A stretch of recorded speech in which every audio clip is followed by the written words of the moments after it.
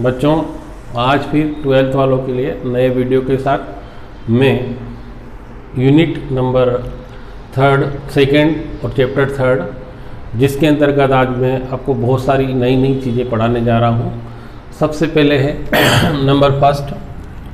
Number 1 प्रश्न लिखें आप।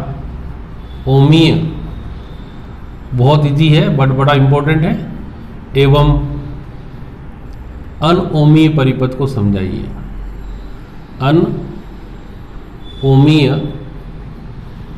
परिपथ को समझाइए। परिपथ को समझाओ। बच्चों, यहाँ से 100% अपना ऑब्जेक्टिव आता है। आप लोगों को बहुत अच्छे से इसको पढ़ना है। हर एग्जाम में यहाँ से ऑब्जेक्टिव आता है। तो सबसे पहले अपन ओमीय परिपथ की बात करेंगे। सबसे पहले नंबर 1 क्या बात करेंगे? ओमीय परिपथ किसे कहते हैं? ओमीय परिपथ किसे कहते हैं? देखिए इसकी डेफिनेशन, वे परिपथ जिसमें ओम का नियम पूर्णतः लागू होता है। किसका? ओम का नियम पूर्णतः लागू होता है।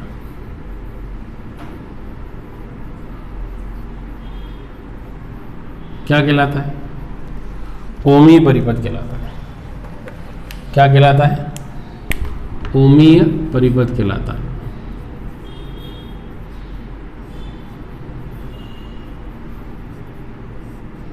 अब कौन सा ओम का नियम क्या था? यदि हम धारा और विभवांतर के बीच ग्राफ खींचते हैं तो हमको ग्राफ एक सीधी रेखा प्राप्त होती है। अर्थात ये एक्स एक्सिस है और ये वाई एक्सिस है। यहाँ अपन धारा ले लें और यहाँ विभवांतर ले लें तो हमने देखा था हमको एक सीधी रेखा प्राप्त होती है। ये किसका ग्राफ है? ओमीय परिपथ का। ओमीय परिपथ है ना। अब इसके उदाहरण कौन कौन से हैं? तो उदाहरण में सभी धातुएं। अब धातु किसे कहते हैं? सभी धातुएं, जैसे लोहा, सोना, चांदी, तांबा, स्टील, है ना। ये जितनी भी चीज़ें होती है ये सब किसके उदाहरण हैं? ओमीय परिपथ के उदाहरण। तो ओमीय परिपथ किसे कहते हैं? वे परिपथ जिसमें ओम का नियम पूर्णतः लागू होता है ओमीय परिपथ कहलाता है। अर्थात धारा और विभवांतर के बीच ग्राफ खींचने पर हमको एक सीधी रेखा प्राप्त होती है। कौन सा परिपथ कहलाता है? ओमीय परिपथ। अब बच्चों बात करेंगे अपन अनओमीय परिपथ की, ठीक है ना। अनओमीय परिपथ क्या है? वे परिपथ जिसमें ओम का नियम लागू नहीं होता है। लागू नहीं होता है अर्थात धारा और विभवांतर के बीच ग्राफ खींचने पर एक वक्र रेखा प्राप्त हो। एक कौन सी? वक्र रेखा प्राप्त हो। क्या कहलाता है? अनओमीय परिपथ कहलाता है। अनओमीय परिपथ कहलाता है, ठीक है ना। तो अपन यहाँ अगर अपन ये धारा एक तरफ ले ली अपन ने और एक तरफ विभवांतर ले लिया और हमको यहाँ से ऐसा टेढ़ा मेढ़ी रेखा प्राप्त हो जाए तो ये किसका है? अनओमीय परिपथ का उदाहरण है। इसमें उदाहरण लिखेंगे, देखो कैसे उदाहरण है। सबसे पहले सेल, फिर क्या लिखेंगे? विद्युत अपघट्य। कौन कौन से विद्युत अपघट्य नाम बताओ? H2SO4 HCl, जिसमें धारा प्रवाहित करने पर वो आयनों में विभक्त हो जाता है, उसे अपन क्या कहते हैं? विद्युत अपघट्य। फिर अर्धचालक कौन कौन से हैं? सिलिकॉन है एक तो ऐसा ही है और एक गैलिनियम और सिलिकॉन। फिर डायोड, ट्रायोड, ठीक है ना। और कौन? विद्युत अपघट्य, सेल, अर्धचालक, डायोड, ट्रायोड आदि ये सभी किसके उदाहरण हैं? अनोमी परिपथ के उदाहरण। तो मैंने जो आपको प्रश्न बताया है ओमी और अनोमी परिपथ, तो आपको बहुत अच्छे से समझ में आ गया होगा। ओमी परिपथ किसे कहते हैं? जिसमें ओम का नियम पूर्णतः लागू होता है, ओमी परिपथ कहलाता है। अनोमी परिपथ किसे कहते हैं? जिनमें ओम का नियम लागू नहीं होता है, अनोमी परिपथ कहलाता है। अगला प्रश्न अपना आता है, जैसे मैं एक क्वेश्चन बता रहा हूँ जो कि बहुत महत्वपूर्ण प्रश्न है और उसको आप सब लोगों को बड़े अच्छे से हल करना चाहिए। एक ही जनरल क्वेश्चन बता रहा हूँ, न्यूमेरिकल क्वेश्चन है, कई बार एग्जाम में पूछा हुआ प्रश्न है कि यदि किसी तार को खींचकर उसकी लंबाई प्रारंभिक लंबाई की n गुनी कर दी जाए तो उसका परिपथ प्रतिरोध प्रारंभिक प्रतिरोध का कितना गुना होगा। देखिए यहाँ क्वेश्चन देख लें, यदि मैं पूरा लिख रहा हूँ, किसी तार को खींचकर, किसी तार को खींचकर उसकी लंबाई प्रारंभिक लंबाई की कितनी गुनी कर दें बच्चों कि n गुनी कर दें, तो उसका प्रतिरोध प्रारंभिक प्रतिरोध का कितना गुना होगा। ये प्रश्न बहुत महत्वपूर्ण प्रश्न है। प्रतिरोध का कितना गुना होगा। देखो कितने प्रश्न बनाते हैं, इससे मैं बताऊँ बहुत सारे बना दूंगा। कितना गुना होगा यहाँ देखें आप, है ना।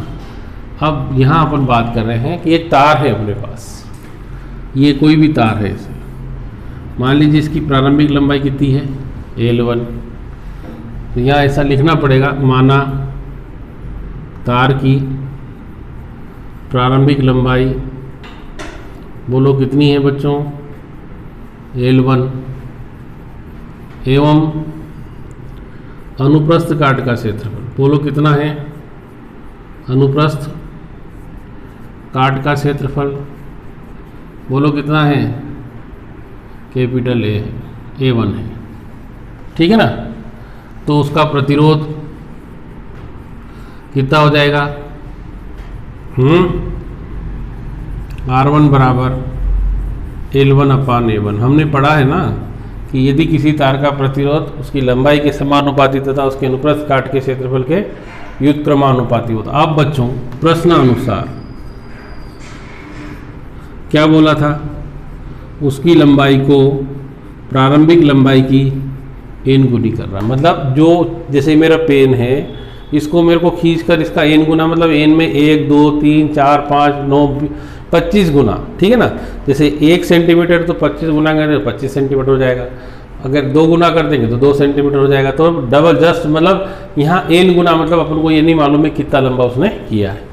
अब आपको मैं बताता हूँ कि जैसे अपन किसी तार को खींचते हैं तो खींचेंगे, जैसे ये तार है इसको खींचा अपन ने, तो इस इतने से की बात करेंगे तो ये लंबा बढ़ेगा तो ये इसकी मोटाई कम हो जाएगी, मतलब उसका आयतन अपरिवर्तित रहता है। तो यहाँ लिखेंगे अंतिम आयतन, क्या बोलेंगे, बराबर प्रारंभिक आयतन, ठीक है बच्चों।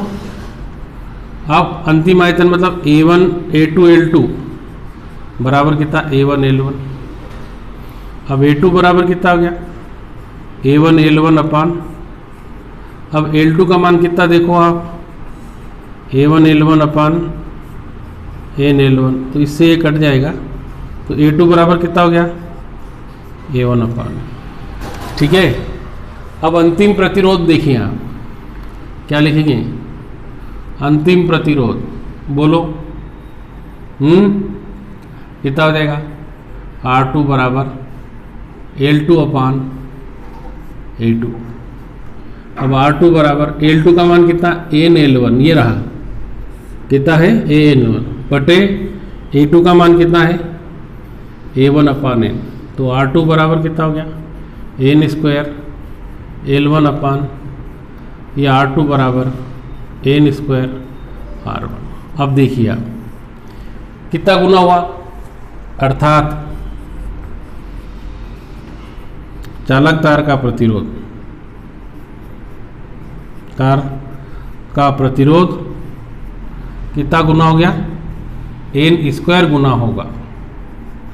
अब बच्चों यहाँ अपन बात करेंगे, मैंने इसी प्रश्न को कैसे बोलूँगा मैं कि यदि किसी तार को खींचकर उसकी लंबाई प्रारंभिक लंबाई की कितनी गुनी कर दे, 2 गुनी।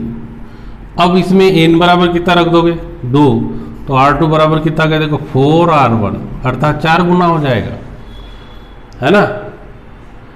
अब 2 रख देंगे, n बराबर कितना रखा मैंने 2, क्योंकि यहाँ 2 गुना बोला, तो R2 बराबर कितना हो गया बच्चों 4, अर्थात कितना गुना 4 गुना। अगर मैं प्रारंभिक लंबाई का कितना गुना कर दूँ, 3 गुना कर दूँ, तो बोलो कितना हो जाएगा 9 गुना। अगर मैं लंबाई का आधा कर दूँ, प्रारंभिक लंबाई का आधा, तो कितना हो जाएगा बोलो, R2 बराबर 1/2 का स्क्वायर R1, तो R2 बराबर कितना हो जाएगा 1/4, अर्थात प्रारंभिक प्रतिरोध का कितना गुना हो गया 1/4 गुना। आप कोई सी भी संख्या यहाँ ले ले, आपका प्रश्न हल हो जाएगा। अगर इस प्रश्न को आगे थोड़ा सा और बढ़ाओ, यदि किसी तार का, देखो यदि किसी तार का प्रारंभिक प्रतिरोध कितना है 4 ओम है, ठीक, और उसे खींचकर उसकी लंबाई प्रारंभिक लंबाई की कितनी गुनी कर दें, 2 गुनी कर दें, तो उसका प्रतिरोध प्रारंभिक प्रतिरोध का कितना गुना होगा। अब बच्चों यहाँ देखिए आप, R1 बराबर कितना दे रखा है अपन को, 4 ओम दे रखा है। अब अपन को R2 निकालना, तो R2 बराबर कितना जाएगा, देखो n स्क्वायर दुगनी कर रहा था, तो यहाँ 2 का स्क्वायर और पहले का मान 4 है, तो R2 बराबर कितना है 16। अब किसी भी प्रकार से प्रश्न आ जाए, आप इस प्रश्न को हल कर सकते हैं। मुझे आज इतना ही कहना था, कल फिर नए वीडियो के साथ मुलाकात होगी, तब तक के लिए thank you, have a nice day.